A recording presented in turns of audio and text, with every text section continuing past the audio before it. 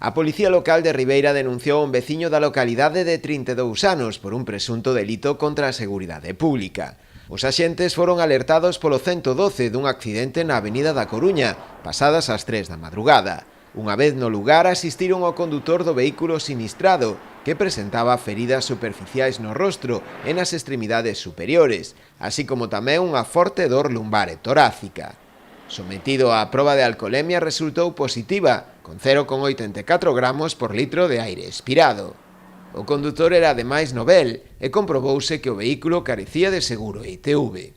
Foi trasladado ao Hospital da Barbanza para que lle trataran as feridas, pero minutos máis tarde do ingreso, para sorpresa dos axentes, recibiuse o aviso do centro hospitalario de que a persoa implicada no accidente se dera a fuga.